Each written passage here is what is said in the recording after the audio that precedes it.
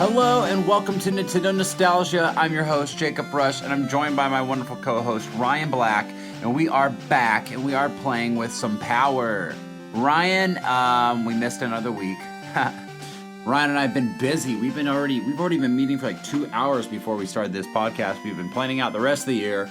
We've got some stuff cooking now. Things are cooking for this podcast, so we can do some regular cadenced episodes for you as we finish out the year of 2024. So we are so excited. We've already started planning in 2025. So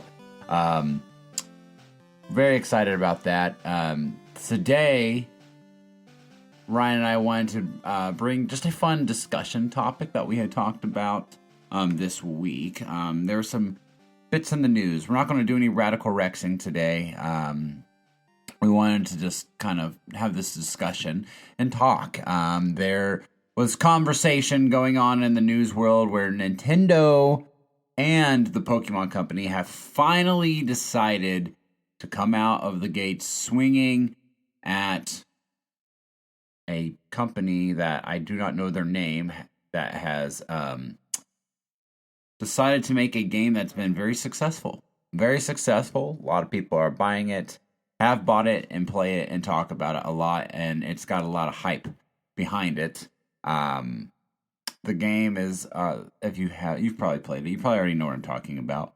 The wonderful game Pal World has taken the world by storm earlier this year. A lot of people really love it, and there's been a lot of controversy surrounding that game. Nintendo, as much the Pokemon Company and Nintendo are separate in their own things, and they obviously work together as very, very, very close partners.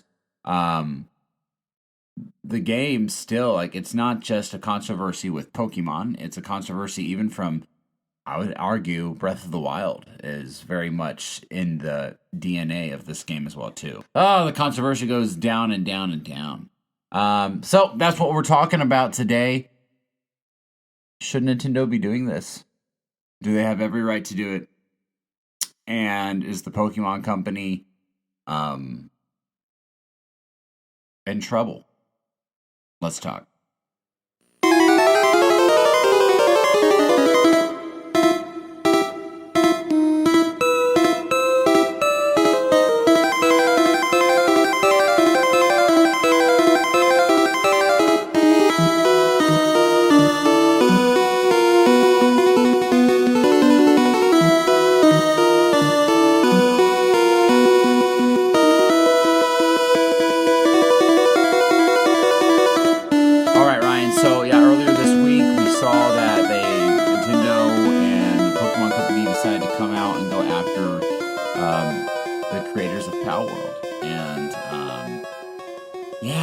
First off, have you played Pal World? Do you even know what it is? I've not played Pal World. No, not on my end.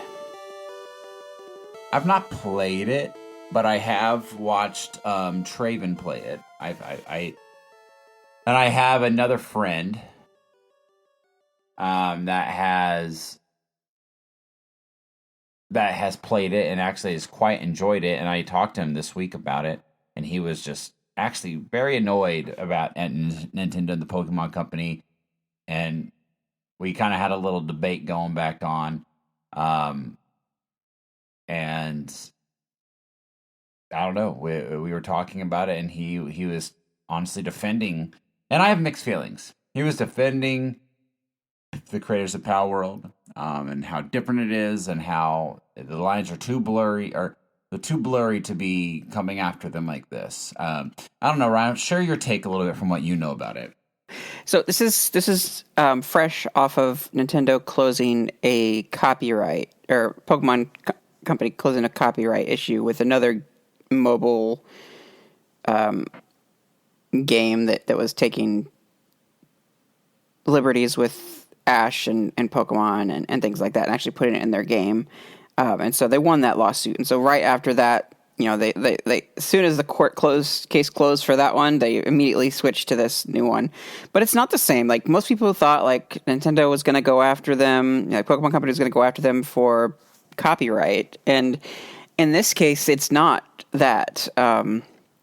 So they're actually going over like infringement of like patents, and so like game mechanics and things like that. I don't know if there's the breeding system is too much similar, or like basically things that they have patented for game mechanics and systems and things is what Power World took and copied.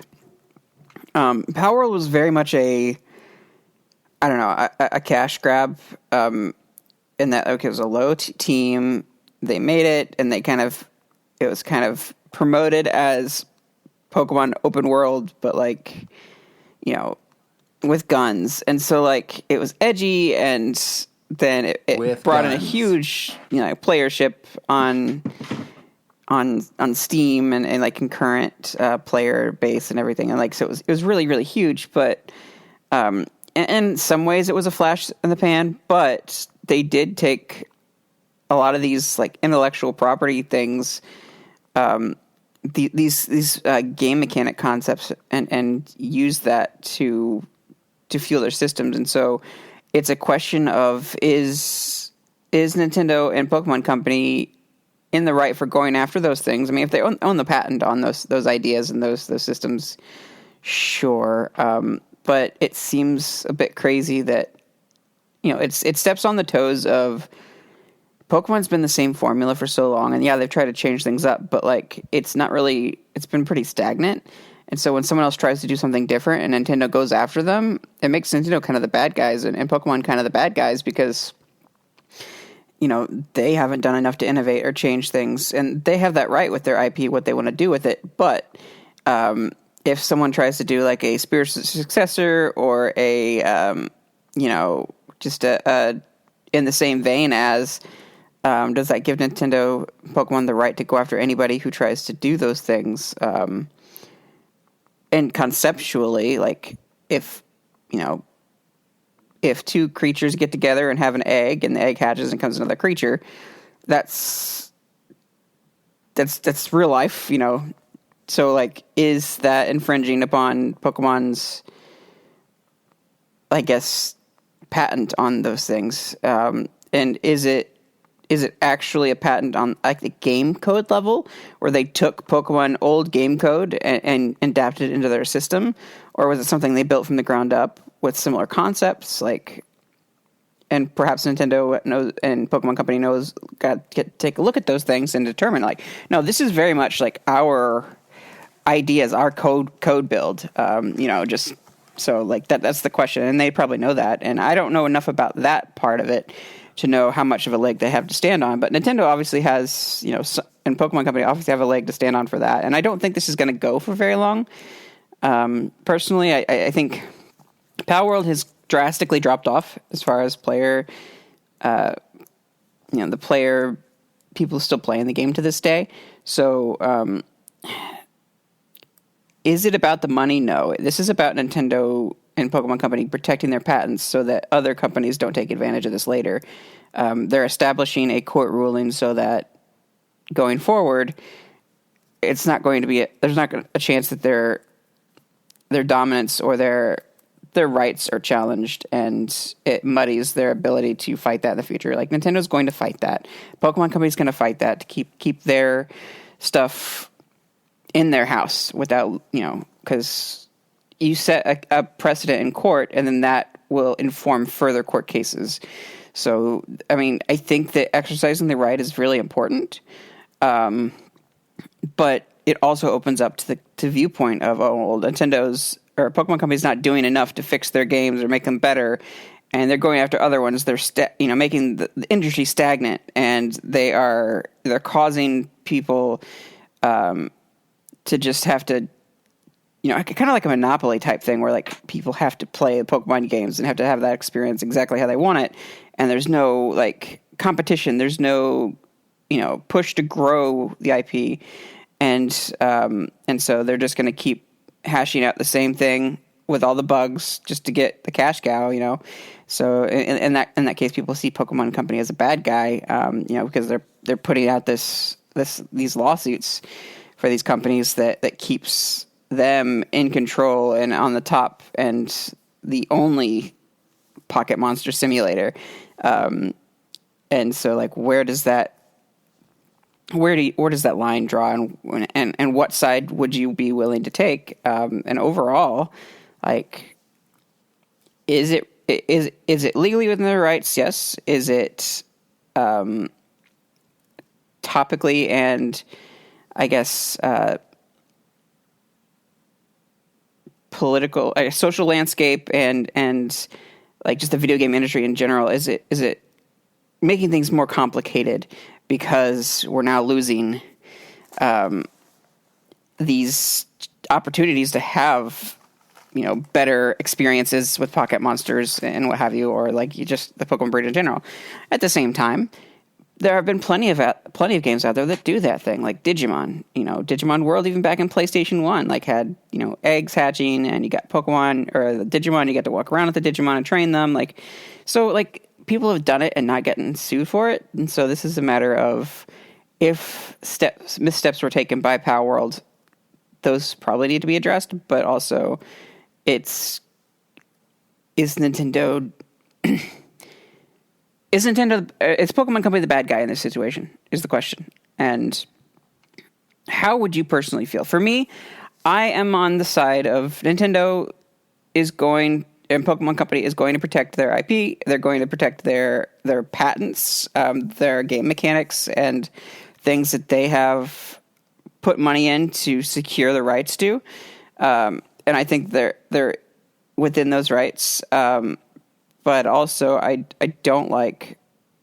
So I'm kind of like Team Pokemon in this scenario, but I think it does give me some strong considerations. Where is this going to cause problems in the future for other game companies to want to even take on their own ideas with a Pokemon-esque feel?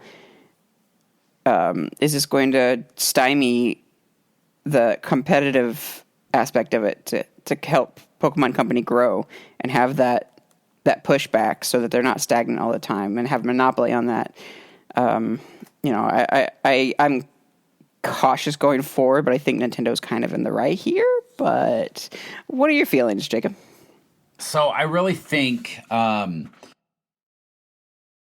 first off, at the end of the day, I think Nintendo and Pokemon Company, I think there's blatant rip-offs. I watched Traven play the game. I watched him play it for more than 10 minutes. We sat around for maybe an hour or more, and I just watched him screw around. I think Pokemon, there's some Pokemon, I mean, straight rip-offs. It's like, if I did that, I'd be getting ran after right away. If I was trying to make bank off of some of these Pokemon designs. I mean, there's just, look it up. There are straight Pokemon, like, they look exactly the same. You just change the color of their clothes or something. It's just like, that's not cool. I'm not a fan of that. Just like what I say this with music. Like, I am totally fine with bands or artists being inspired, and you can hear the inspiration within their music. Like, I loved Blink-182. I love Relient K, New Found Glory. In my old band, you could hear the inspiration within our music from those bands. However, you did not hear me say, play that same drum beat that Blink-182 did, and then I'll throw in a similar chord progression, but then maybe tweak the lead line. That's what they're doing. They are, I feel like, not everything, but they have taken a lot of things, enough to be recognized, and they've copy and pasted and tweaked it just a little bit, but exactly where they got that from. That's not cool. I don't like that at all. It's like taking the drum line from a whole song and you play the drums exactly the same, but yet you change the order of the chord. I don't think that's cool. So from that standpoint, Pokemon-wise, I think that they have a leg to stand on. Secondly, the game is not just Pokemon, Ryan. The reason I think Nintendo's mostly involved, which I don't think is being talked about as much, is this game has got Breath of the Wild written all over it. I mean, this is straight up Breath of the Wild. Traven turned the game on, and I heard the sound effects, and whether simple little piano, like when you like unlock something, it is the same thing. I was like, dude, this is Breath of the Wild. The way they climb on the walls, the way they jump up and down, like it moves, it feels the same. Art style is similar to Breath of the Wild. I wouldn't say it's a quite 100% the same. And I think art style should be I don't think I don't know. I don't necessarily think art style should be considered in the like, oh, are you ripping this off or not category, but it just only adds fuel to the fire for everything else that they've copied out. Yeah. So I do believe that there's a leg to stand on, and I don't support them just straight up copy and pasting. Look at the menu. They have a whole, you can craft materials, craft weapons like you can in Breath of the Wild. Okay, that concept isn't original. That concept is fine, but look at the menu. Go look at the. It is looks exactly the same as Breath of the Wild.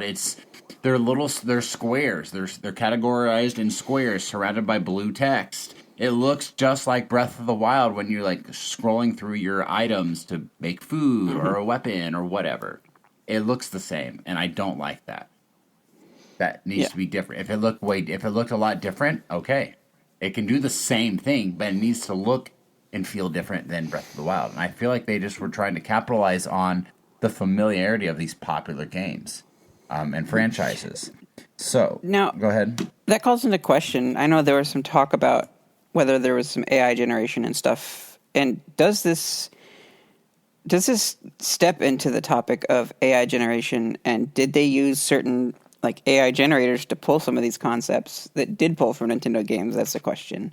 Like what did they do as far as using AI and pulling from concepts? Because all AI does is take things that exist and redo them. Right. You know, so it's a question of like how much is AI involved in this battle, and is that another reason, another layer? Because like you want to challenge your rights against AI rights, you know, for creative reasons. So like, what is that even on the table here? Is a question, and maybe that will come to light, you know, during these court cases. But I'm kind of curious to see how this plays out, or if Power World's just going to dip and like, here's your money, Nintendo. We'll stop doing whatever, or you know. That would upset a lot of people if that happened. Yeah, I don't know. I don't know with the AR. I mean, that just tells me that AI is not where they want it, you know, where it should be. If it's going to just copy and paste stuff, that ain't okay. I don't think that's appropriate for creating things. I think AI is a lazy way to create, personally. So, not a fan of that. Shows the lack of creativity within the team, in my personal opinion, if they have to rely on it. I don't know. AI so kind is of moving back to that, mixed. like going beyond the AI like subject though, like that's a question, but you know, so you're saying like some of the systems and stuff that they use are direct rip-off of Nintendo. So At least that's how I felt. in the Breath of the Wild side of things, like if you have mechanics like you're teleporting through the ceiling to get to someplace above, or you know you're using those patent ideas, or even the physics engine, or like some of the stuff that they put into building proprietary things, and they put patents on them. And if they see that being used in another game, whether it was AI generated or they took that code and used that same system on their own, like physics and things like that, that's something that Nintendo definitely should protect, because they came up with that. They had the rights to that. Again, things get really, really complicated when it comes to those things, and determining what is and isn't actually ripoff. But it sounds like in a lot of cases, Pal Worlds did a bit of creative inspiration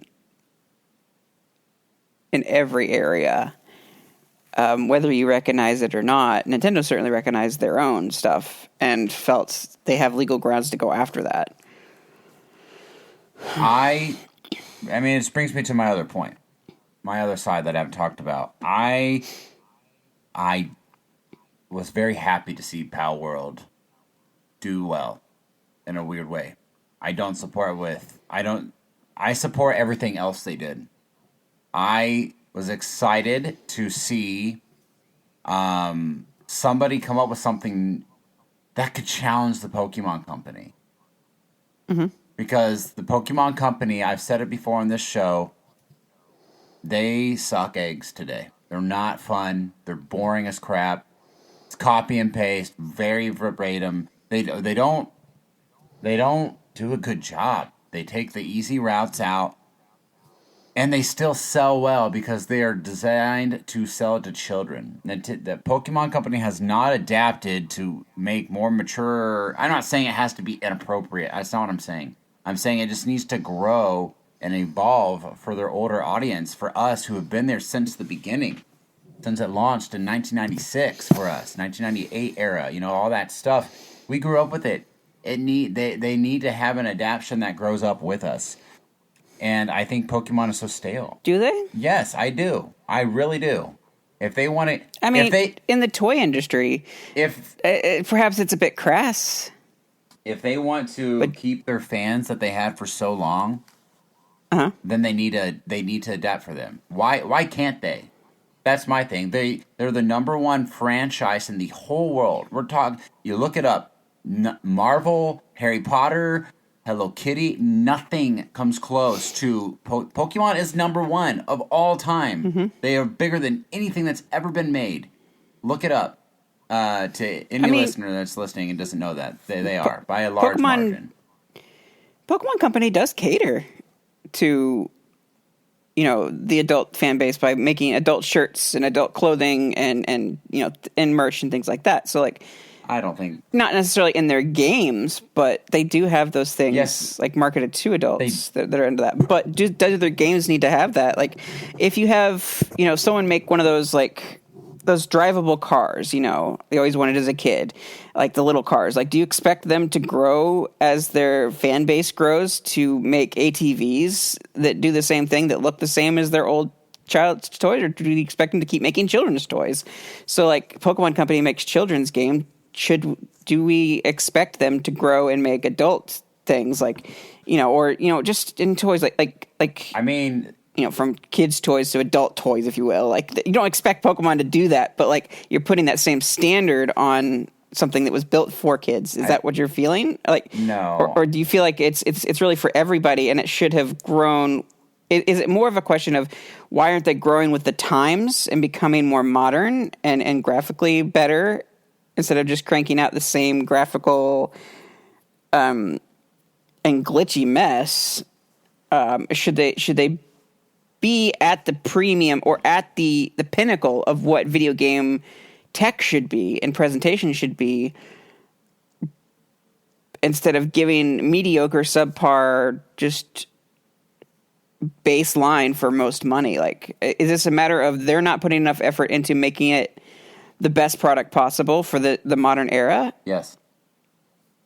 Okay.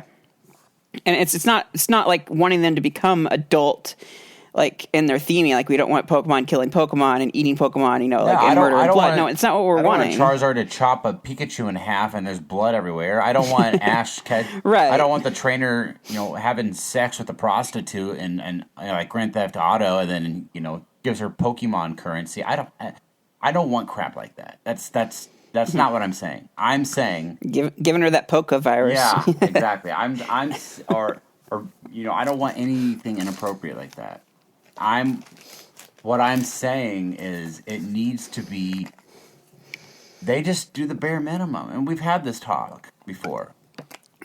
We talked about Pokemon Snap 2 earlier in the year, and that game put more life and character than any mainline Pokemon game ever has. And the story has already been lackluster. In recent years, it's gotten a little better. There's CGI cutscenes with voice acting and movement in that Pokemon Snap 2 game. The mainline game should have been the first to do that. They should do that. The bare minimum, they should do that. They don't. You walk in, they still smile, and you just hear that blink, blink. No voice acting. No voice acting. It's talked. It's just so far behind the times, it's infuriating. And the formula is boring. That's why the Arceus was a good change. I think it was a good first Mm-hmm. step. And this next Agreed. Z one, I think, is supposed to be more of that. I Yeah. I personally think you keep making the traditional RPG, gotta collect them all, get your badges, and that can be targeted to children. And then I think the more mature, higher impressive game that I'm talking about is for us, the ones who grew up. Because it's no longer fun for me to go fight a trainer, to fight all these trainers and get to a gym, and I wipe the floor with the gym leader. And it's just rinse and repeat, and I don't like that. The Final Fantasy games are their own. They have deep stories. We just talked about RPGs. Final Fantasy games have deep stories. They change it up enough every time to where I do. You don't. People have not felt like I'm playing the same Final Fantasy game from 6 to 7 to 8 to 9 to 10. Like they change so Mm-hmm. much. And Pokemon, and I think Pokemon needs to adapt to being able to. I'm not saying they have to have the best graphics in the world, but like you should look like Xenoblade. Like the graphics, the world should feel like that. Should feel like a Final Fantasy game. That's what I want. I mean, I want to see the fur on Pikachu's back. I want to see the scale on Charizard or Blastoise. Like that's what I want to see. And they're so massive and make so much money. Why can't they do that? That's my question. Why do they still? Oh, I know why. I know why. I talk about economics and business all the time at school because they spend the littlest amount of money that they can and make massive revenue off it. And Yeah.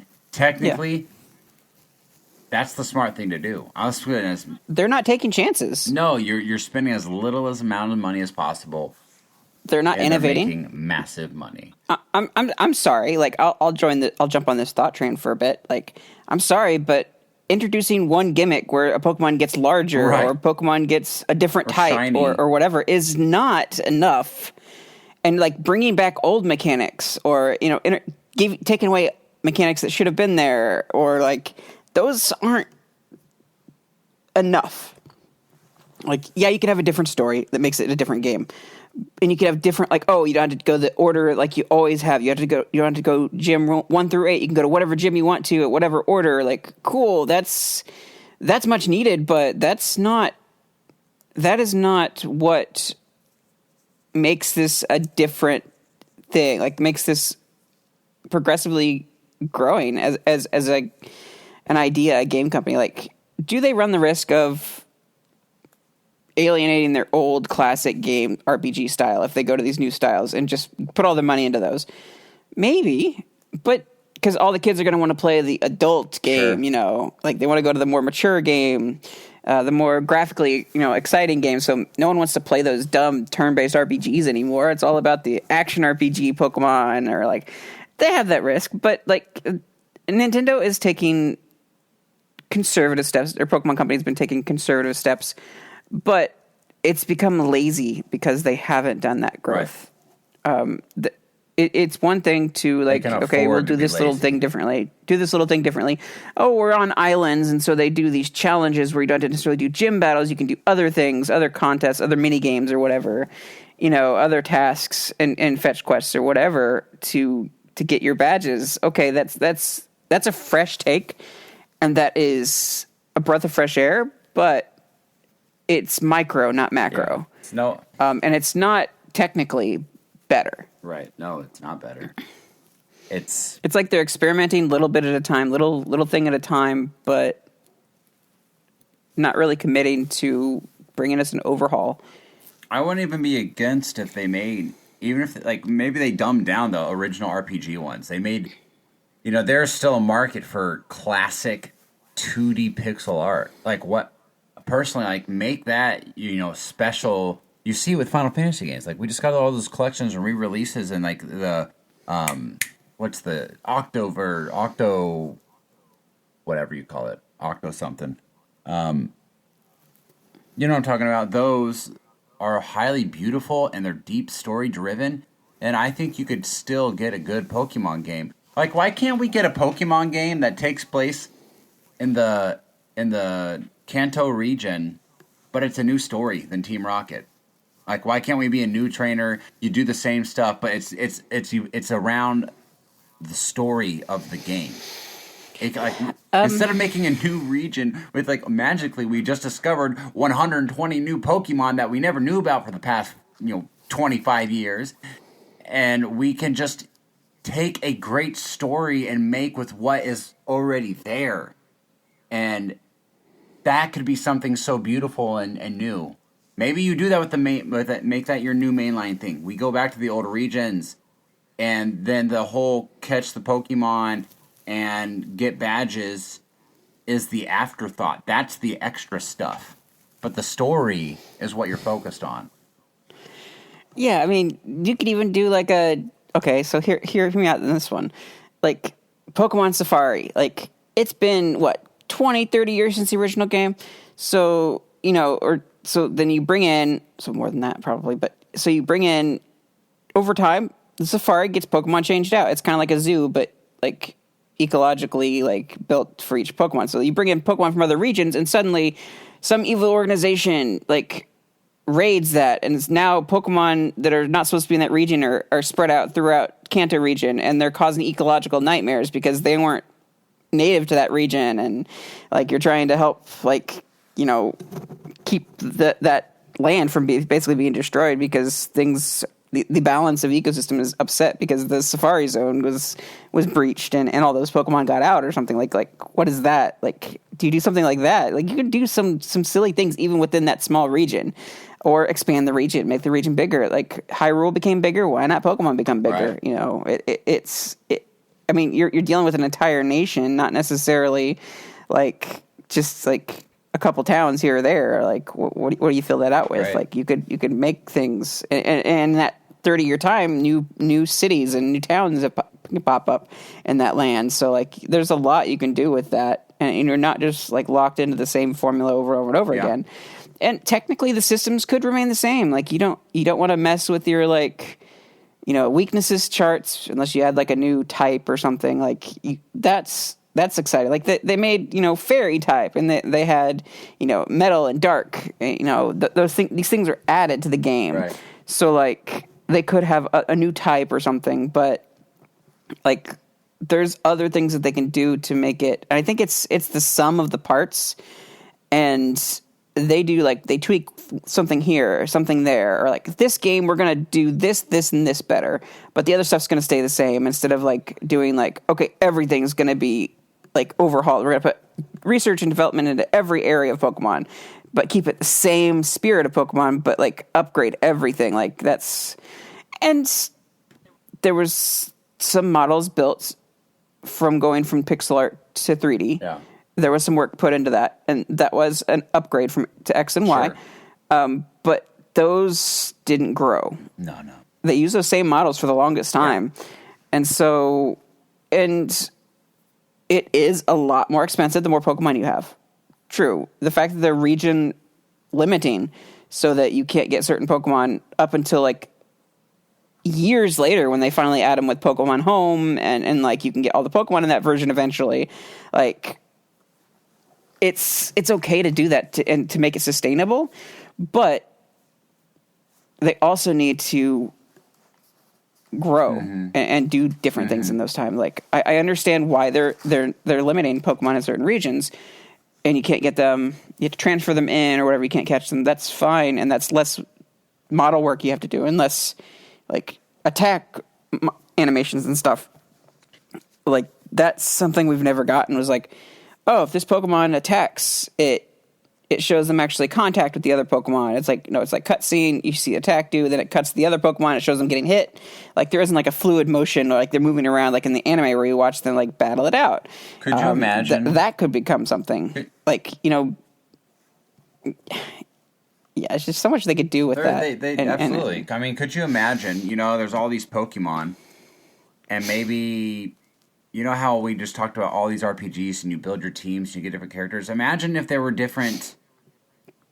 You could only have 7 Pokemon that join your team. And you have to be very selective. And those are the 7 characters. Like, the characters would stay similarly, but like the story to the character, but it could change based on the Pokemon that you choose to get at different points in the game.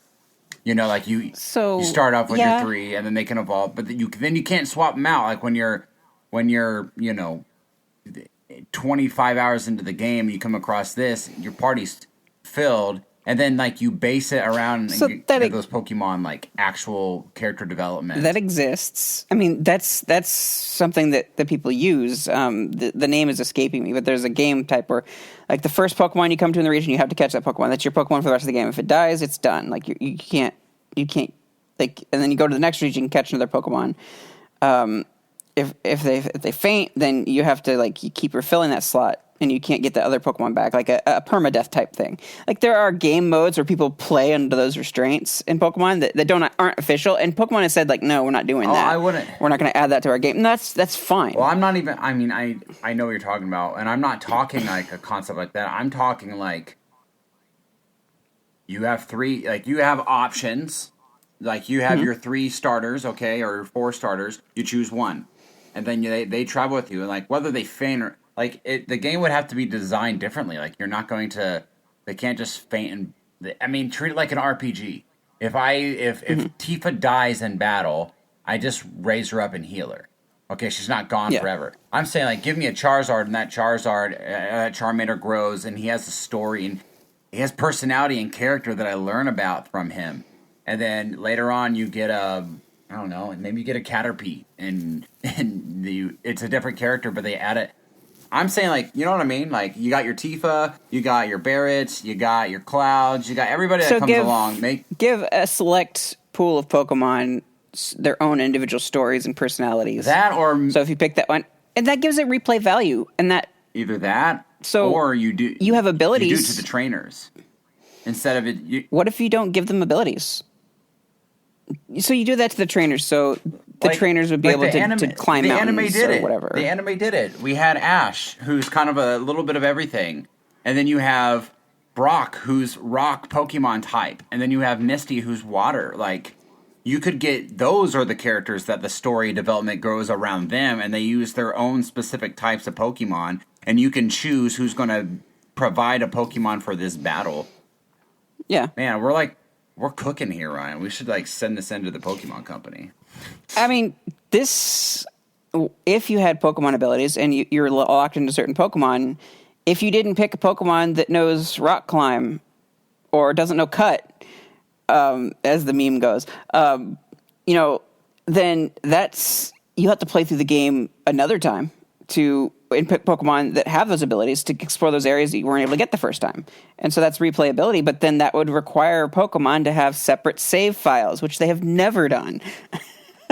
Yeah, they would do. You erase your Pokemon save file, it's gone forever. Right. Like Yeah, you just one. can't start a second file. You can't start over. Like that's never been the case. So what's I mean, there could be. I mean, I think that could be fun. Like, depending on the route you choose, you can see and experience different things. Ultimately, to get to the same ending goal, but different ways to go about it. And if you don't have Surf, then you can't easily access all these islands, but you can hop on St. Anne and go to those places still in the game. Right, or they could include. You have to get to certain points, like get tickets and stuff to get to those places. I mean, they can easily work that into the game, as in, like, eventually, like, they make sure that at least somebody in the party of characters that you have will have some kind of ability to fast travel, like fly or whatever, like, I could see easily work around. Well, they've kind of solved that anyway with you're able to fast travel with their, like, in country, in universe or whatever. They have, like, a flight system that you can just hop on a flying Pokemon's back that's part of a flight service. Yeah. Look at us go. We've gone down such a long rabbit hole here, but bringing it back. How we would make if we ran Pokemon. If we ran Pokemon. Oh, there you go. Dedicated to our long lost friend Bobby Pauls. Miss you, buddy. Miss you too, Sean. Yeah, of course, but Sean is still alive with us here. At the end of the day, this whole discussion, ironically, it's evolved, no pun intended, it's evolved into a discussion about how would we fix Pokemon. At the end of the day, the controversy of Pal World and Nintendo and Pokemon Company going after them legally, I support what they're doing because I don't think Power World should be able to blatantly rip off in areas that they have. I think they have. Yeah. My friend, our good listener to the show, Mr. Parker, doesn't think they have. Thinks it's not enough to justify it. The biggest issue, more than anything, is that I think Power World introduced things that were really unique and different and cool. And I was excited to see a competitor to Pokemon because you only grow and become better when you're forced to. Everything that we have the Switch because Nintendo sucked so bad with the Wii U. We got the Wii because the GameCube did so bad. You're forced to change, you're forced to grow. And that's how innovation happens. That's why we have all the amazing things that we have today. They exist because there have been failures before it. And the Pokemon Company, since they're a monopoly in the type of what this game is, there's no one to challenge them. There's no one to take away the crowd and be like, you know, when it first came out, Digimon, it was the Pokemon kids versus the Digimon kids. And let's be fair, we probably were all a little bit both on each side. But Digimon never kept up in the video game space with Pokemon. They were through cards and the show, but not really outside of that. There needs to be a competitor. I'm sorry. At the end of the day, there just needs to be competition for Pokemon because I've said it before, I am so frustrated on this franchise because it is something that I have so much nostalgia for. When I think back onto those OG Pokemon memories and I see the original lineup, honestly, the first two gens, they make me excited. I think about it, and sometimes, like, if they released the games on the eShop, I honestly would probably dive right back into those, and I would play them through and through, because I have nostalgia for those. And I'm frustrated that franchise is the only main franchise from my childhood that I can't get excited about where it's at currently today. I don't want to play it. Every time I've tried, I've gotten bored out of my mind. And I try every time. I'm thinking, no, man, this might be the thing. This might be it. And it never is. It never is. And then I trade it in for some big cash and buy something that I actually want. And I would love to add Pokemon back into, like, my regular, like, yeah, that's one of my favorite franchises. So, any final thoughts, Ryan, over as we close out this conversation? Just, I don't think that it justifies us wanting Power World and other IPs to challenge Pokemon to justify that those people can get away with taking from Nintendo's intellectual property and patent properties, and Pokemon's companies holds on rights to those things. And it's perhaps a different conversation, and it's up to Nintendo and Pokemon's fans to be the voice here, and to challenge Pokemon to do better, and find ways that we can make a positive change without having to copy someone else's homework to go up against them with that. That was good. So that's just what we're looking at in the landscape of things, and you can get in debates all day about going in and saying, like, oh, well, if you can't have access to these old games, then you should be able to pirate them. It's like, that's, people are not empowered to just cookie cutter copy this and make it their own game. Like, and they're not stealing Pokemon property, most likely, and they're not using Pokemon's ideas and stuff, but there needs to be more challenge in the market. They need to grow and better, but then also make sure that the old things are accessible. So whether Pokemon Company does grow beyond turn-based RPGs, ultimately, like, the Pokemon making their games accessible is another factor. Where can you play Red and Blue, anymore? Like, having access to those things is important as well. Keeping their digital content updated and in an archive accessible for people, like, so they're not lost to time, but also be willing to grow and not be stuck in cranking out the same games over and over and over again, just different skins, different stories, but really just the same game overall. I want to see Pokemon challenged, but this isn't the right space for that by copying their work. So agreed. That's kind of my thoughts on it. Well, very good. Why don't you go ahead and just tell everybody where they can find us, my friend? You got it, man. You got it. So you can always listen to our podcast on Apple Podcasts, YouTube Music, Spotify, Amazon Podcasts, Pandora Podcasts. If you want to catch us on our socials, at Nintendo NOS, on TikTok, Nintendo_NOS, X Twitter at Nintendo_NOS, on Instagram, Nintendo NOSIN. You can shoot us an email at NintendoNostalgiaIN@gmail.com. You can also give us a call on our Nostalgia Hotline, share your memories, and show us some love at 317-969-5690. That brings us to the end of the episode. Thank you so much for listening this week, and we will catch you next week. Later, Preston. Bye.